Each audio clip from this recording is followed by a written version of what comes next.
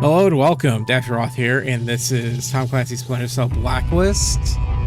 And we are going to go ahead and cover the manual. So there's no paper manual, at least for the PC version, from what I can find. There are some ones for the 360 version, but there's no PDF. So the good news is that they do have the manual inside the game.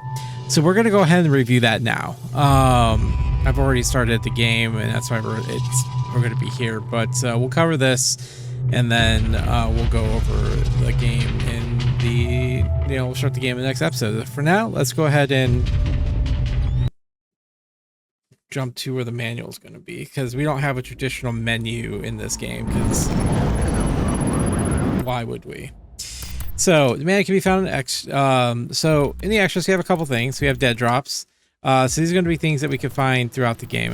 This is obviously going to be record a message, but we'll go over those when we actually start playing the game proper. So we're going to start. So we're going to cover the manual, the SMI database,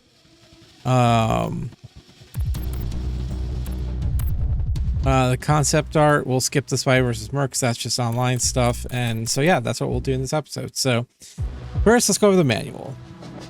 I'll start from the top here. So we have our story. Background. When a devastating attack on an American base opens a terrorist war against the U.S., elite agent and Splinter Cell Sam Fisher is asked to lead the newly formed 4th Echelon to confront the Blacklist threat. Working with the team for the first time,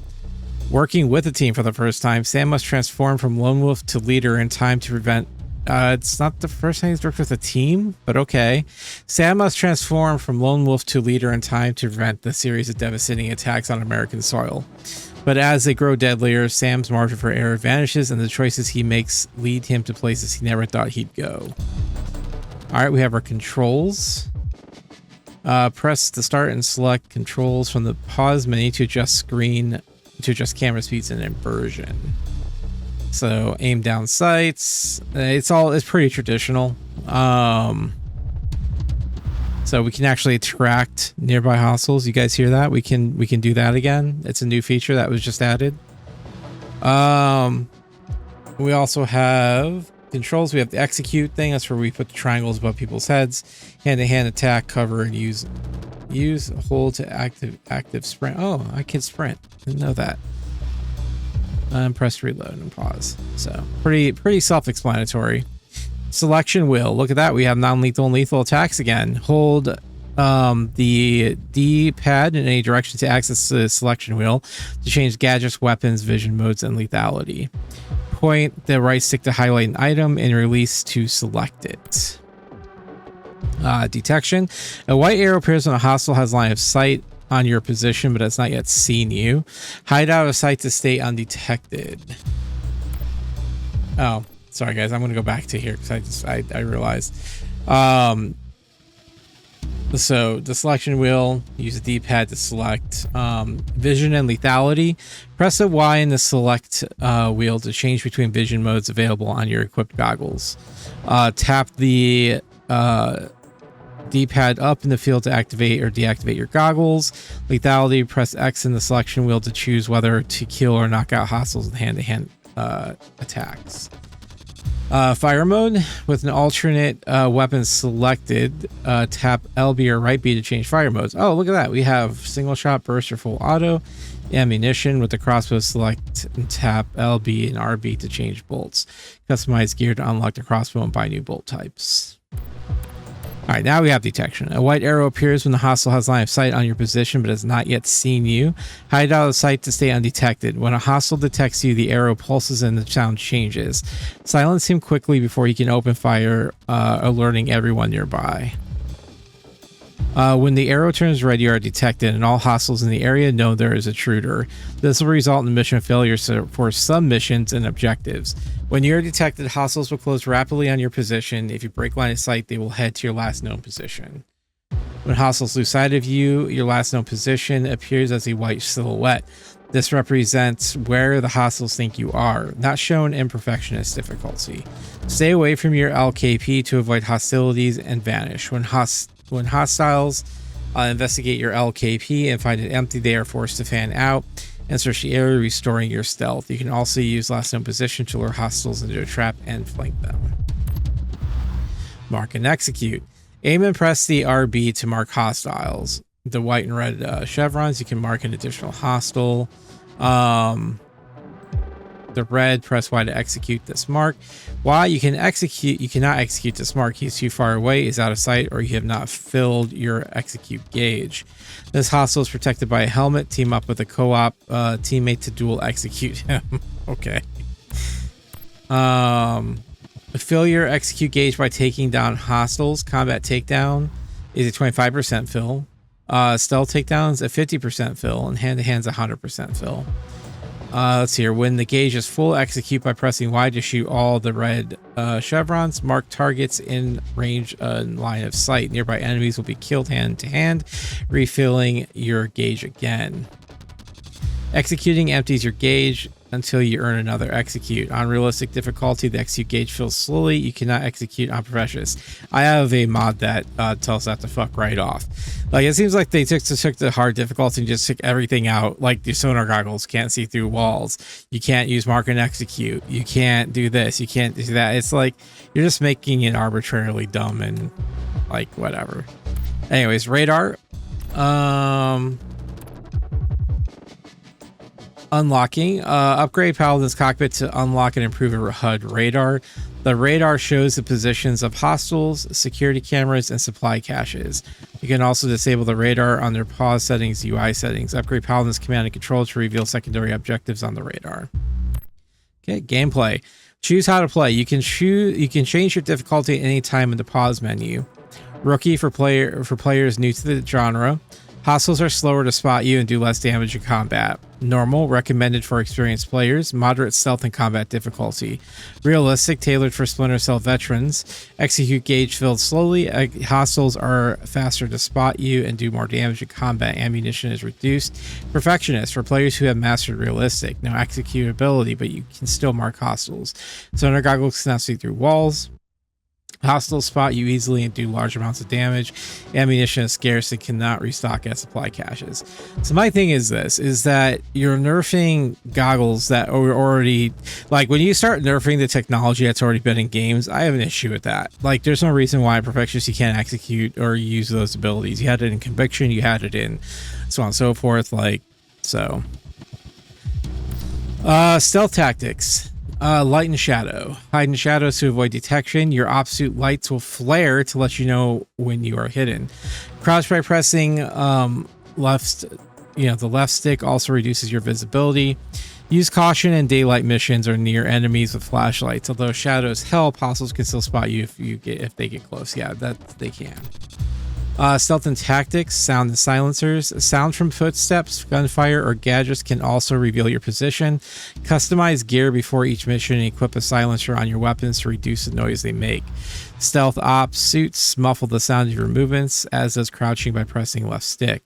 Crossbow bolts and gas grenades are quieter than other weapons. You can deliberately make noise by pressing these start button or select button to lure hostiles to you or to remote a sticky camera or tri-rotor gadget. Hiding bodies. If hostiles discover a dead or unconscious body, they will go on high alert, making them harder to avoid and denying you bonus points. Hold X beside a body to pick it up. While carrying a body, press X to throw it, B to place it down gently, or B to hide it inside a container. He does not put it down gently. He constantly just throws the bodies on the ground. Hiding bodies reduces the risk of detection. Placing a body in a bin earns a few points too. Firing your weapon will drop the body in a hurry. Let's see here. Oh, actually, this takes me to the next one. All right, combat tactics, gunplay. In combat, tap down on the D-pad to switch to your alternate weapon for more firepower. Squeeze the left trigger to aim down sight, snapping to a nearby target and improving accuracy. Take cover with B to avoid damage and aim around corners more easily. While behind cover, you can blind fire by squeezing right trigger without aiming down sight. Blind fire isn't accurate but reduces your exposure to enemies. Staying alive. When you're hit, red arcs around the reticle show which direction the damage is coming from. When the edges of the screen turn bloody, you're badly hurt. Retreat from combat and take cover with B to recover health. Advanced. Press I like that reloads advanced. Plus right stick to reload. It's faster to reload before your magazine is empty. I don't know why, but okay. Equip op suits parts with better armor to withstand more damage in combat and more magazines to carry more ammunition into battle. It will equip gloves with better weapon handling to reload and switch weapons faster. Hand-to-hand basics. Press X near a hostile to take them down hand-to-hand. Press X to take the enemy as a human shield for protection. Hold right stick to open, or I'm sorry, D-pad to open the selection wheel, and press X to switch between lethal or non-lethal hand-to-hand takedown techniques. Abductions. Press B to take cover near a hostile. Wait for the target to patrol past or call him by pressing the select button. Press X while in cover to perform an abduction, dragging the target out of sight. This will help you remain undetected. Hand-to-hand advanced. Some hostiles will rebuff attempts to take them down from the front. Instead, try attacking from behind or from above. You can press X when hanging from a ledge or pipe to perform a death from above or aerial knockout. Hanging from a ledge, press X to pull a hostile over the edge or knock them out against the wall. Co-op, dual execute. When playing with a co-op teammate, your execute gauges fill together. When your gauge is full, hold Y to invite your teammate to dual execute. When invited, press Y to join. You and your teammate will execute both players' marks. Okay. Even helmet wearing targets can be neutralized with dual execute. When you invite to dual execute, only your execute gauge is drained. If you take lethal damage while playing with co-op teammate, you will become downed. You can return to action if your teammate revives you before the timer bar runs out. You cannot move while down, but you can still mark targets for your teammate. You can also press A to sit up and draw your pistol to keep fighting, but this will make you a target for any hostiles in the area.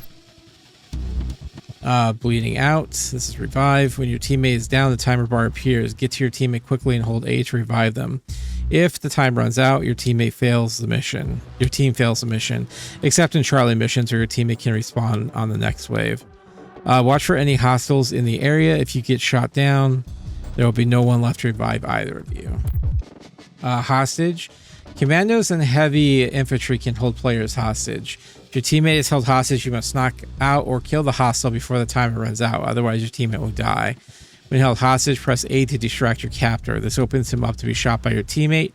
Choose your moment carefully. If your teammate isn't ready, you will pay for struggling. Secondary objectives. High value targets. Yeah, okay. That's kind of cool, actually, that they could take you captive. High value targets. High value targets or HVTs are leaders with valuable intel. Capture them alive for bonus cash. Subdue HVTs using non-lethal hand-to-hand takedowns, stun gun or crossbow or sleeping gas. Then secure them for pickup. Press X to bag and tag. If the HVT dies before they can be picked up, you won't get any money for them. Secondary objectives. Dead drops. Dead drops are USB storage of drives containing the engineer's data left behind by double agents turned by Grimm. They may be found left behind in hidden areas of each mission. Use their blinking light and beeping to find them. Hold A to collect a dead drop. While aboard Paladin, you can review the dead drops you have collected under pause, extras, and dead drops. Blacklist laptops. Blacklist laptops are computers wired in the engineer's global operations network. Hack into them for bonus cash. Hold A to hack a Blacklist laptop. If you are detected before you can hack it and hostiles near the laptop, it will self-destruct and you won't get any money from it. Selecting objectives, collecting them all. You can review your secondary objective progress on the SMI. Select a mission by pressing A. On the mission detail screen, press the right button for the mission checklist. It lists all the secondary objectives in the mission and which ones you have yet to collect. That I didn't know. I wonder if it does that for the second one. We'll have to try that. Upgrade the command and control facilities aboard Paladin to help locate elusive secondary objects. Scoring. Alright, play styles. In single player and co-op, you can score points in 3 different play styles. Ghost, pure stealth, remain undetected and use non-lethal techniques or by passing guards completely. Panther, assassination, stalk and kill hostiles while remaining undetected. Assault open combat. Face enemies using loud weapons and explosives. Focus on one playstyle and beat a mission's target.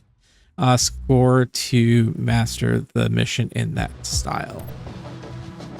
So Ghost, at the end of each mission or match, your performance is tallied in the after action report. The higher you score, the more money you earn. Try higher difficulty modes or upgrade Paladin to earn even more. In co-op, both players earn the full amount of cash for each mission. You don't need to split your winnings. Economy, earning and spending. Every campaign or 4th echelon mission or Spies vs. Mercs match that you play earns money that you can spend in all game modes.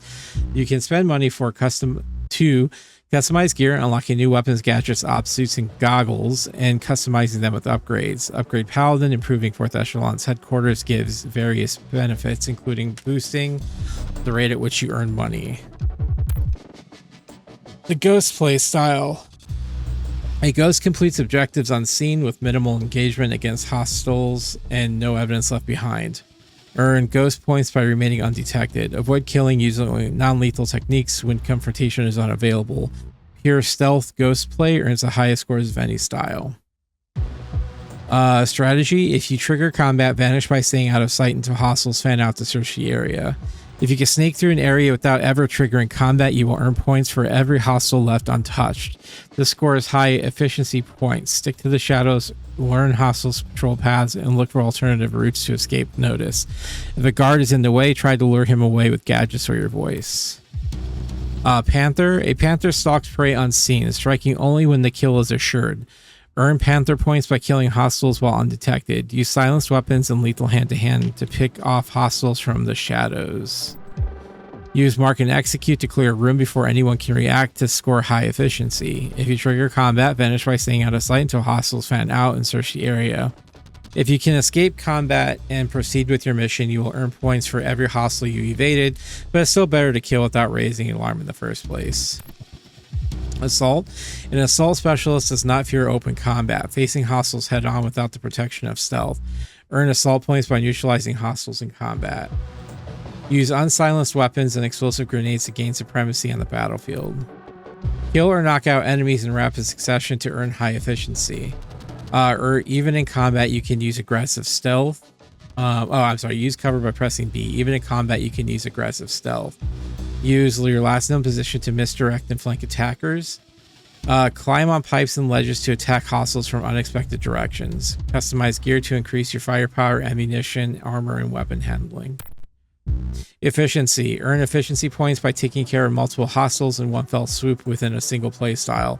Panther and Assault string kills together in a combo of earning increasing points. Example, 1 kill is 100, 2 kills, second kill is 150, third kill is 200. Mark and Execute is a useful tool for maximizing your efficiency. Ghosts leave whole groups of hostiles undetected, untouched, and unalerted to earn extremely high efficiency. Bonuses. Single player and 4th E missions. Time bonus. Complete missions quickly for a higher score. Hidden paths. Look for the alternate ways to reach your goal, including pipes and vents. Hiding bodies. Pick up bodies with X and hide the evidence to avoid suspicion. 4E multiplayer. Upgrade Paladin to earn more money for every point you score. Charlie missions. First or second player. In Charlie missions, you must survive waves of enemies and extract. Extraction bonuses. Extract after wave 5, 10, 15, or 20. Each extraction opportunity comes with a bigger bonus. No retry bonus. Complete a wave without dying or retrying for even more points. If you give up before the next extraction opportunity, you lose your score. Grim missions. In Grim missions, complete objectives undetected.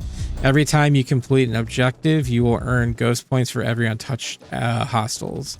If the hostiles are put on alert after hearing a sound or finding a body, no further objective bonus will be rewarded. Coben missions. If in Coben missions, neutralize all hostiles in the area. If you're detected, reinforcements will be called in. No reinforcement bonus. You earn bonus points for each area cleared without triggering reinforcements. So wait, what about the other kid? The other dude? I don't know. Whatever. Alright, Paladin, the plane. Paladin is 4th Echelon's mobile headquarters and your home between missions. From here you can customize gear, launch campaign and 4E missions or Spies vs. Merc matches. Talk to 4th Echelon team members for leads on side ops, upgrade Paladin facilities. Command and control is 1. One is command and control. Use the simi table to select missions or join spies versus mercs matches. Just after CNC is a secure phone you can use to call Sam's daughter Sarah. 2 is workshops. Talk to Charlie to buy, equip, and upgrade new gear. Yeah, that's where I thought it was. 3 is a holding cell. Prisoners, resources, and protective custody can be kept here temporarily. Upgrading Paladin. Talk to Grim aboard Paladin and choose plane upgrades to decide what facility to upgrade next. Each upgrade will allow 4th Echelon to source and acquire new gear or boost Sam's and Break's performance in the field. For your multiplayer, the higher your Paladin upgrade level, the more cash you'll earn in campaign and 4E missions. The Simi overview. The strategic mission interface is at the heart of the 4th Echelon's analytical capabilities. Tapped into communications, military and intelligence, and media sources around the world, it provides a team with data analysis of any mission, any target, and any source. But it doesn't give you a fucking map on the field, so go figure. Use the SMI to browse missions, find and join friends playing online now, and matchmake into co-op and Spies vs. Merc games. You can access the Simi using the table and command and control aboard the Paladin or by selecting SMI map from the pause menu. The SMI map gives access to every mission you have unlocked. Your latest campaign mission is selected by default. Filtering by default, only active missions are shown on this SMI. Those that are new or have friends or challenges available there now. Press RB to filter the campaign, for E or all mission views. Legend and modes. Solo campaign, the Blacklist. Track down and try to stop the source of the Blacklist attacks before it's too late. 4th Echelon missions. Complete these missions alone or with a teammate. Charlie missions, Grim missions, Coben missions. Complete these missions without a teammate. Co-op only as Briggs missions. Spy vs. Mercs. Complete online team-on-team competitive modes. So wait. Co-op is only on Briggs missions, so I can't do... I'm so confused. Anyways, the mission details. Press A under mission to find out more about campaign and 4th Ed missions. Press LB and RB to switch between tabs or review challenges, completion checklists, and masteries. Spy vs. Mercs. Press LB or RB to cycle through your friends joinable at that location if there are more than one. If it looks good, press A to join the match or start mission briefing. Gone dark. When you see a yellow question on the map, this SMI identified a new developing situation. Select the icon and press A to display all available intel. The description will lead you to a new location on this SMI. Decipher the clues to figure out where to go next. Move your cursor over the correct location to reveal the next piece of intel. That's kind of cool. Follow the trail to the end and then decide how 4th Echelon should respond to the situation. ShadowNet. ShadowNet is your source for the latest news and challenges from your friends and Ubisoft. At the top of the SMI, the ShadowNet trigger displays announcements and recommendations for things to try. At any time, press Y to access the ShadowNet home screen and browse the latest content. I don't think that's available because the servers are shut down. Pressing Y on the ShadowNet ticker. Excuse me. Pressing Y on the ShadowNet ticker takes you to the home screen where all the latest news and challenges are displayed. Click on any story for more details. Click on the tabs at the top of the screen to access the cell feed, friends feed, leaderboards, and progress sections. Consult the progress section to view your campaign and 4E mission progress, mission completion, secondary objectives, mastery of each playstyle, unlocks collection. Spy vs. Mercs prowess, rank and XP to the next rank, wins, kills, and objective stats. Challenges, complete gameplay challenges to earn extra money, check your progress and challenges here and see which ones you're close to finishing. Challenges, gameplay challenges. Check your progress tab for a list of challenges in all modes and your progress in each. Complete challenges for bonus cash. Daily challenges at 24 hours. Select single player and co-op missions will have a special limited time only challenge to complete. Weekly challenges every 7 days. The limited time only Spy vs. Merc challenge will be offered. Compete in public team versus team matches to complete it. Friends challenges. Score. Beat your friends total score for a mission. Style. Beat your friends Ghost Panther Assault playstyle score for a mission. Beat your friends. I don't care about any of this. Cell feed. A cell is a group of Splinter Cell players. That's basically just guild stuff. Don't care. 4E missions. Solo and co-op. Talk to 4th echelon team members or captives aboard Paladin and unlock new 4E missions. You can select 4E missions on the SMI map. Left click on the filter option to show all 4E missions. Most 4E missions can be played solo or with a teammate. Private co-op, play with a friend. Public co-op, find a random teammate online. Briggs missions co-op only. Isaac Briggs mission can be played with only a co-op teammate. Sam and Briggs must work together to get to the root of a nuclear weapon smuggling operation, one whose roots reach back to one of 3rd echelon's darkest secrets. Fuck you, I can't play those then. Charlie Cole's missions can be played solo or with a co-op teammate. Infiltrate an MSC to retrieve intel. The engineers will try to stop you from getting out by sending waves of attackers. Kill or knock out all hostiles to proceed to the 3rd wave. Survive at least 5 waves to extract by reaching the extraction point, or stay and fight for another 5 waves for a larger extraction bonus. Every 5th wave, 1 or more high-value targets will appear. Capture all HVTs non-lethally before time runs out. If you complete a wave without dying or retrying, you will earn additional bonus points. Grim missions and a Grimstotter's missions can be played solo with a co-op teammate. Complete 3 objectives: collecting intel or playing taps, or planting taps, playing taps, whatever, and extract while remaining undetected. Try to leave as little evidence as possible. Avoid hostiles rather than killing or incapacitating them. Every time you complete an objective, you will earn ghost points for every untouched hostile. If hostiles hear your activities or find the body, they will go on high alert and no further objective bonus will be rewarded. Coben missions. Andre Coben's missions can be played solo without a co-op teammate. Kill or knock out all hostiles in each area before proceeding. If you're detected, those hostiles will call in reinforcements. Clear each area without triggering reinforcements or bonus points when you complete the mission. Playing online. Online's off, so it doesn't matter. Finding friends. Managing a party. Loadouts. Overview. In Splinter Cell Blacklist, you can fine-tune your gear fit. In Splinter Cell Blacklist, you can fine-tune your gear fit any mission profile. I think it should be to fit any mission profile, from the weapons and gadgets you carry to the op suits and camouflage you wear. Before the start of any mission or match, you will have a chance to select gear which to bring with you. You can also customize gear between missions by talking to Charlie Cole aboard the Paladin, selecting customize gear from the pause menu, left clicking on the customize gear option to customize gear from the SMI map or lobby screens. Money earned in campaign, co-op, and Spy vs. Mercs can be spent on all modes. Spy vs. Mercs unlocks are not shared with other modes, so some guns will need to be brought twice. Loadout slots. Each custom combination of gear is saved in a loadout slot. Single player and co-op share loadouts, while Spy vs. Merc has its own. At first, you will have just one loadout slot to work with. In SP and co-op, upgrade Paladin and unlock more slots. In multiplayer, you can purchase new slots. Click on a loadout to equip it as your default. Click the wrench icon to your equip loadout to customize the gear it contains. Weapon types. 4th echelon operatives carry pistols, typically silenced as standard issue. Alternate weapon may include SMGs, assault rifles, shotguns, and sniper rifles. Special weapon, stun gun or tactical crossbow. Click on the wrench icon on the equipped weapon to browse available upgrades that can improve its status further. Weapon stats. Power, the amount of damage the weapon inflicts, important versus armor. Accuracy, the weapon's ability to target precisely.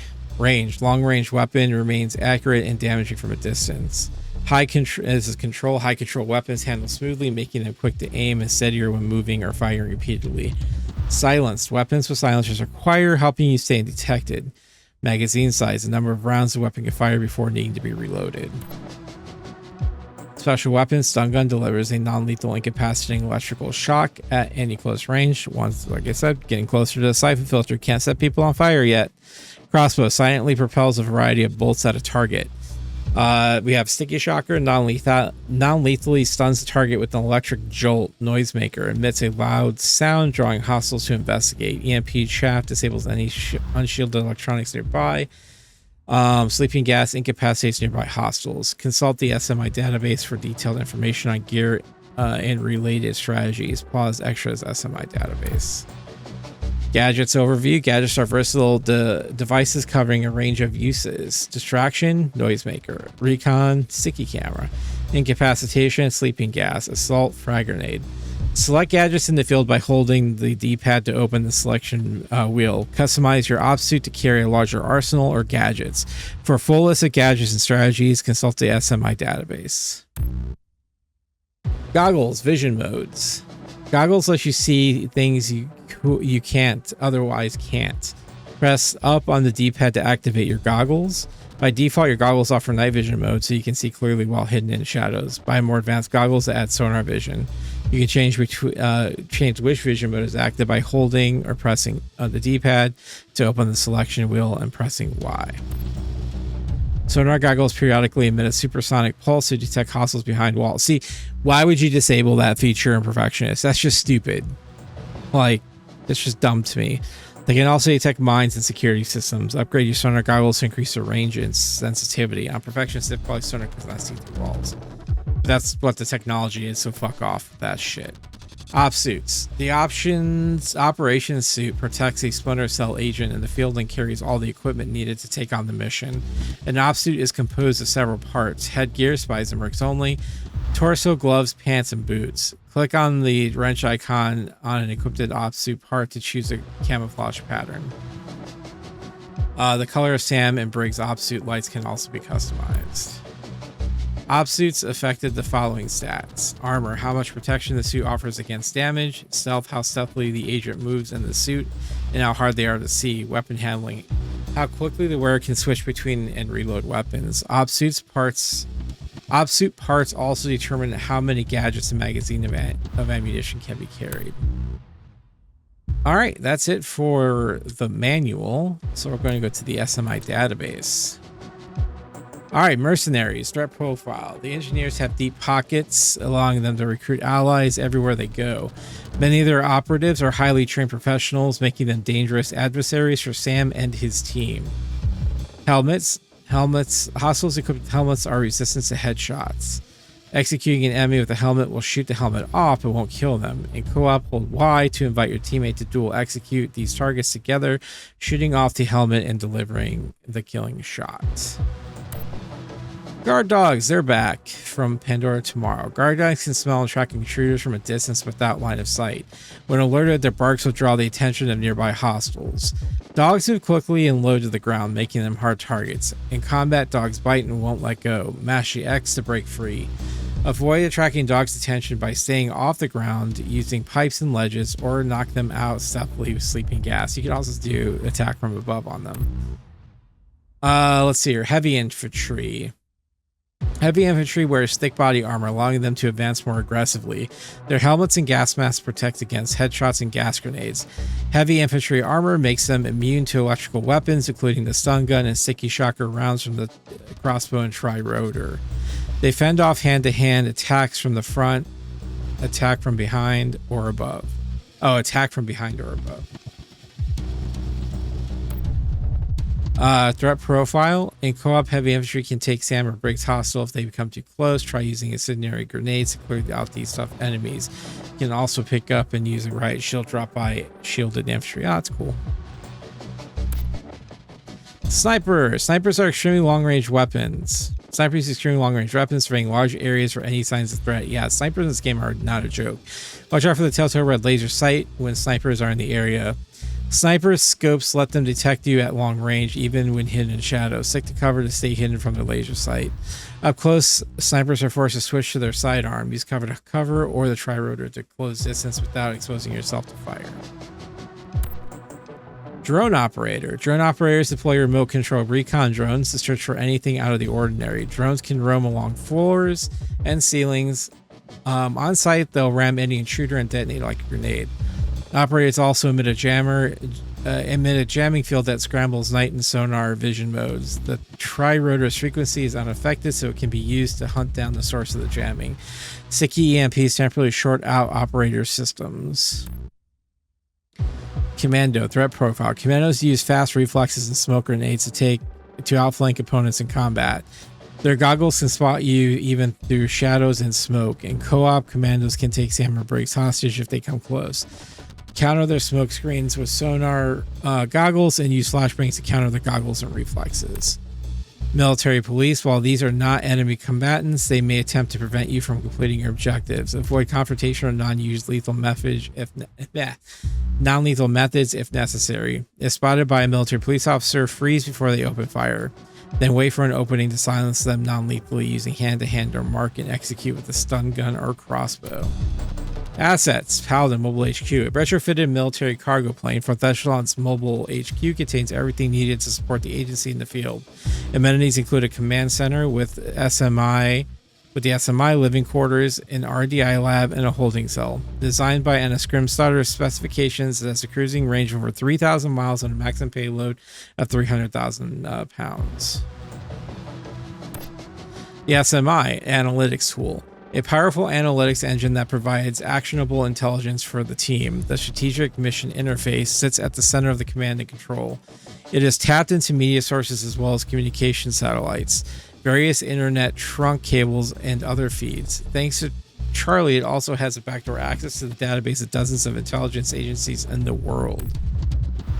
Vision mode, night vision. Night vision goggles use image intensifier tubes to amplify light, allowing agents to see clearly even in the deep shadow. Fourth Echelon's night vision goggles automatically adapt to changes in brightness, avoiding blinding the wearer in bright places. Shoot out lights to create shadows and don night vision goggles to gain an asymmetric advantage over your enemies. Sonar vision. Sonar goggles use an ultrasonic pulse to detect hostiles through walls and obstructions. Sonar can also be used to detect landmines and security devices. The image is disrupted when moving. Remain still for best reception. At professional difficulty, enemies behind walls cannot be revealed. Use sonar goggles to bypass security systems. When blocked by laser tripwires, use goggles to follow the wires to their power box. Hit the power box with an electrical or EMP weapon. Stun gun, sticky or shocker rounds from the tri-rotor, or crossbow or sticky EMP to disable all connection lasers, or you can just shoot it. That works too. Sticky noisemaker. This is recon instruction. This tiny speaker can be thrown onto walls and surfaces to distract guards from their post. Use it to create an opening to slip through patrols or lure hostiles into a trap. Sticky camera. A remote camera that can be thrown onto walls or other surfaces to offer a second set of eyes. Use it to watch your own back or scout from new vantage points. Press select to make noise to attract nearby guards. Press A to release sleeping gas to knock them out. Once upgraded, the camera can also self-destruct or stun or kill nearby hostiles. Sticky EMP sticks to walls and delivers a localized electromagnetic pulse, disabling lights and security systems nearby. Use it to create shadow paths to hide from hostiles or target power boxes near laser tripwires to shut them down. Hostiles are unaffected by the pulse, but it will investigate when they see lights shutting off. Tri-rotor, recon and distraction. A remote piloted flying drone that fires sticky shocker darts. Its rotors can be heard by hostiles if you fly too close. Use a tri-rotor to scout out areas and mark hostiles or lure them with the select button. Upgrade to gain the ability to self-destruct and emit sonar pulses. Sonar is unavailable for protectionists or near drone operators. Drone operators cannot jam the tri-rotor's main video frequency. A smoke grenade.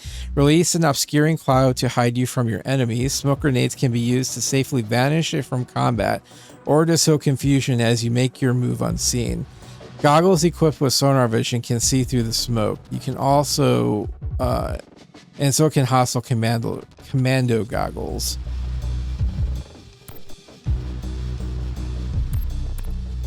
Tear gas grenade. Tear gas spray a mist of chemical irritant to temporarily incapacitate hostiles. Hostiles wearing gas masks are immune to the effect of tear gas and sleeping gas. Mark and execute to remove their protection.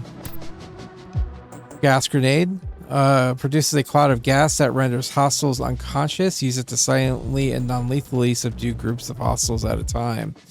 Hostiles wearing the gas masks are immune to the effects of tear gas and sleeping gas. Mark and execute to remove their protection.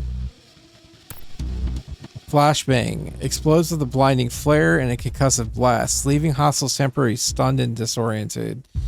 Use it to cover your escape when detected, or to distract the hostile from the vital few seconds it takes to be chosen to close in and finish them. Unlike the gas grenade, explosives like flashbangs are loud, and you'll be able to hear by nearby enemies from afar. Frag grenade. Fragmentation grenades are designed to shatter into a hail of shrapnel when detonated, inflicting grave injury on anyone nearby. Use frags to neutralize at least disperse clusters of hostiles and flush entrenched targets out of their protective cover.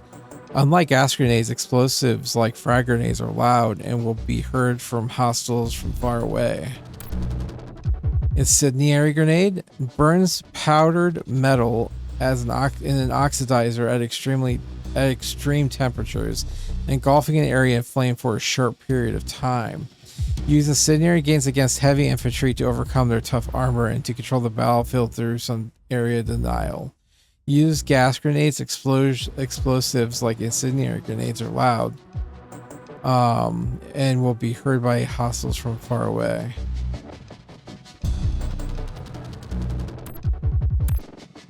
Breaching charge. Place on a wooden door and trigger it remotely to blast the obstruction inward, killing any hostiles close to the blast. Mark hostiles with a snake cam or sonar goggles first, then follow up with a breaching charge with an execute to quickly clear the room. For an additional misdirection, breach the door on one side while you enter via another route, taking advantage of the chaos of the blast. Proximity shocker mine. When hostiles come in close, the proximity shocker mine fires electrodes in all directions, delivering a high voltage electronic shock to anyone nearby. Similar to the stun gun. Like other electronic weapons, heavy infantry will not be affected. Unlike the standard proximity mine, it's silent and non-lethal, making it suitable for guarding Sam and Briggs' backs even when on stealth ops. Proximity mine. Placed on a wall or floor, the proximity mine detonates with lethal force as soon as a hostile comes within range. Use it to protect your back and flank on solo ops. Lay mines and traps and lure hostiles into them by using sticky noisemaker or your last known position. Mission log. Guam Blacklist attack. American Power was the opening salvo of the Blacklist initiative. The engineers infiltrated the base, executing its commander and filming his death before launching a full-scale strike. The assault on the U.S. Air Force base in Guam caught Sam Fisher and Victor Kost in the crossfire. Kost was critically wounded, protecting Sam from a grenade blast and subsequently hospitalized. The assault was eventually repulsed, but casualties were high. The engineers subsequently released footage of the attack to the internet as part of the initial Blacklist video. In the wake of the attack, President Caldwell activated 4th Echelon and recruited Sam Fisher to lead it. Let's see here, because I already completed this. I guess we'll have to come back here once we complete missions. Let's see here. So we'll read that when we actually do the mission. Sam Fisher, the 4th Ed Director. The original Splinter Cell Sam Fisher returned to active service to spearhead the initial 3rd Echelon Field Initiative at the request of his friend Irving Lambert. He served until shortly after Lambert's death during his infiltration of domestic terror group John Brown's army, at which point he walked away.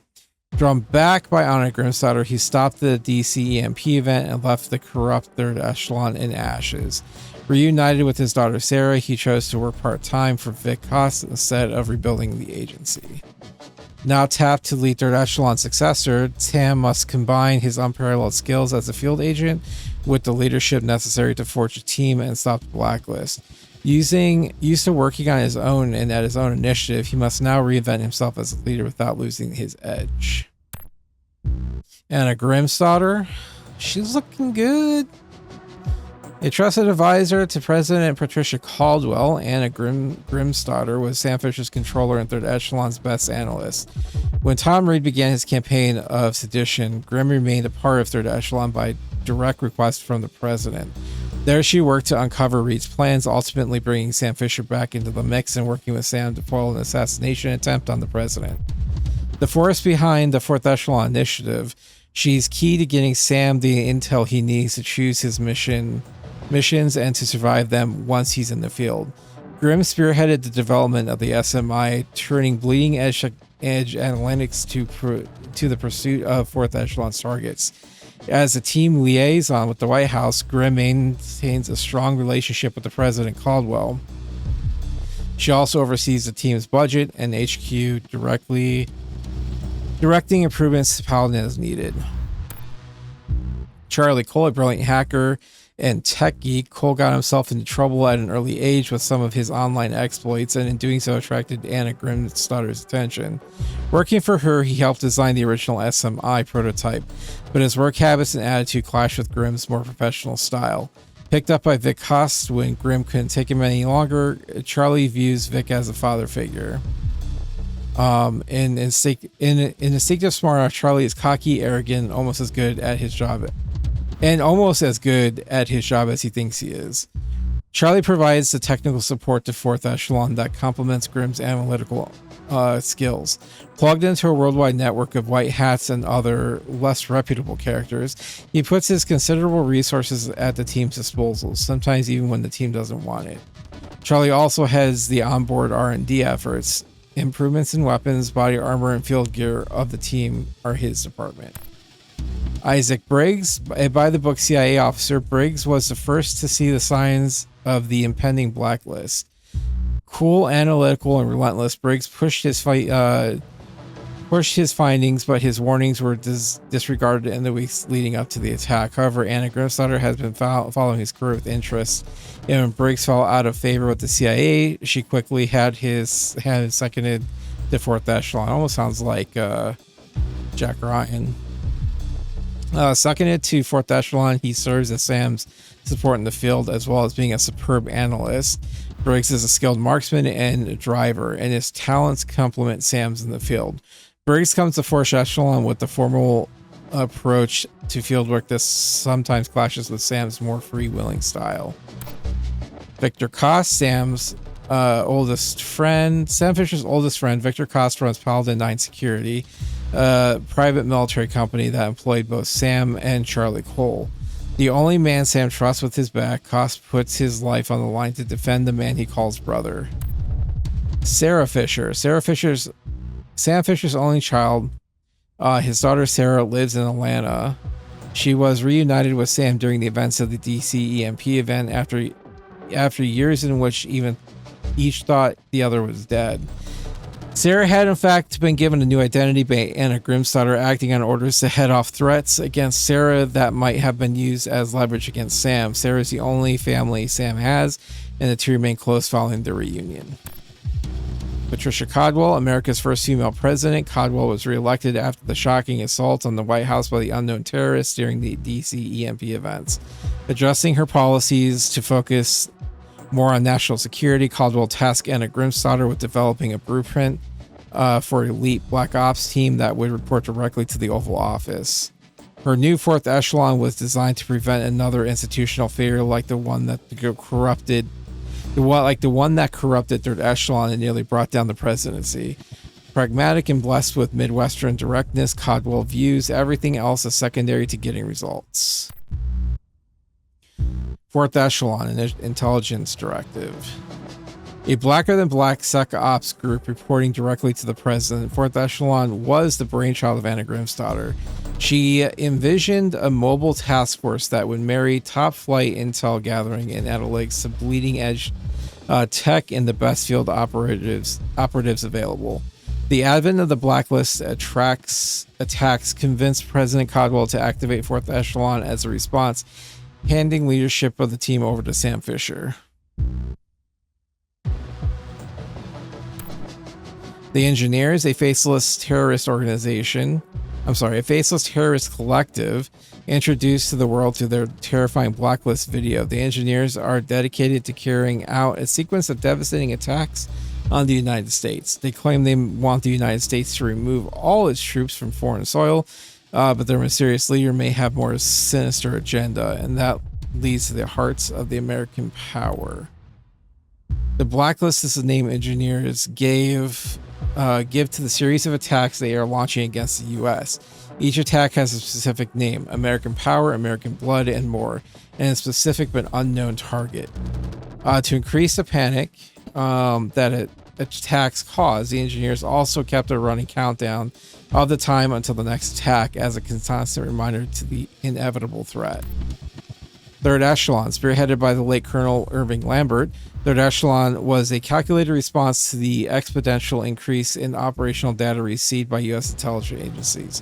Among his projects was the Splinter Cell initiative, whereby elite agents would act on intelligence to prevent or perpetrate acts of data warfare that would ideally prevent larger conflicts. The first Splinter Cell was Sam Fisher. After Lambert's death, the agency fell into disarray, with leadership going to Colonel Tom Reed. Reed collaborated with the international organization Megiddo to attempt to assassinate President Caldwell. This plan was discovered by Sam Fisher, who dismantled Third Echelon HQ during his attempts to prevent the DEC EMP event. After the attempted assassination, the agency was formally dissolved. Voron, Russian intelligence agency. The Russian equivalent to Third Echelon, Voron, literally Raven, is a black bag directorate largely focused on data warfare and industrial sabotage. Part of the SVR, Voron has near complete autonomy and is actively engaged in field operations ranging from extraction and IP theft to sabotage and assassination. At one point, they attempted to recruit Sam Fisher. Oh, really? Paladin 9 Security, licensed PMC. Victor Koss private military company dedicated to the notion that it is possible to turn a profit without turning to amoral methods. Based in Washington, D.C., it provides a variety of security, training, and operational services to governments and private individuals that can meet both their price and cost standards for the clients. Sam Fisher worked for Paladin 9 as a contractor in the months leading up to the Blacklist. He and Vic were in Guam to start a recon mission when the first Blacklist attack was triggered.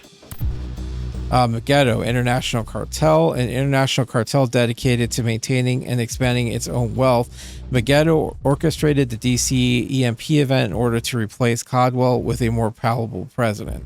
Decentralized and globalized, it uses individuals, companies, terrorist groups, and governments as pawns interchangeably to advance its members' agenda.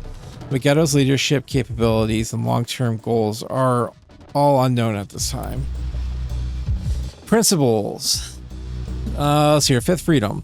The Fifth Freedom is a rarely granted power issued by the President of the United States. It is the formal investment of power to take whatever steps are necessary to protect the other four freedoms, spoken by President Franklin Delano Roosevelt in his landmark speech. An individual with the Fifth Freedom may perform any illegal acts they deem necessary, up to and including killing, in the pursuit of the greater good. To date, only one individual has been granted the Fifth Freedom twice: Sam Fisher. I think I've been granted it more than twice, but okay. Events: DMC EMP event, terrorist attack, planned by Third Echelon's director Tom Reed and a representative of the transnational cartel known as Megiddo. The attack on Washington featured the detonation of 3 weaponized Russian EMPs inside the city. During the confusion, Reed and an elite squad of Third Echelon agents loyal to him attacked the White House with the intention of killing the president, blaming terrorists, and having the vice president, who was much more pliable to Megiddo's aims, sent to the Oval Office. Anna Grimstadter and Sam Fisher, working together, were able to prevent one of the EMP detonations, save the president, and disable Reed, at which point Grimstadter shot and killed him. Oh, so I actually did choose the canon ending there. Cool. Lambert shooting. The 4th director of Third Echelon, Colonel Irving Lambert, was captured by the domestic terror group John Brown's Army. Sam Fisher, working deep cover inside the JBA, was ordered to shoot the captive Lambert or risk exposure. Rather than have Sam's cover blown, Lambert communicated his assent to Fisher, who then shot him. Lambert's death triggered a period of instability in Third Echelon, culminating in Tom Reed's assault on the White House. All right, well, that's that. Concept art. So search Paladin to find recon data, unlock new concept art from the Splinter Cell Blacklist development team. Looking again after each campaign mission and after finishing all of Isaac Briggs' 4th mission. Dude, I better be able to do his fucking missions. I'm gonna be pissed if I can't. Spies versus Mercs. That's the cartel. Particle accelerator. Lebanese hospital. Silo. Uranium mine. The virus vault. See, now we're getting into virus vault, getting into the siphon filter. Op suits in the field. It's a wetsuit. Aboard Paladin. Googles. I don't know. I like the traditional look of them though. Some of these look pretty neat though. The tri-rotor. Yeah. Weapons. The SCIS pistol. I don't even think I have that in this game. Wow, that's pretty dope though. The SC400S.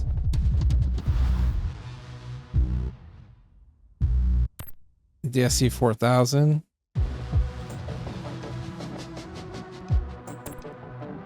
I like that we have a shotgun, the SCIS shotgun.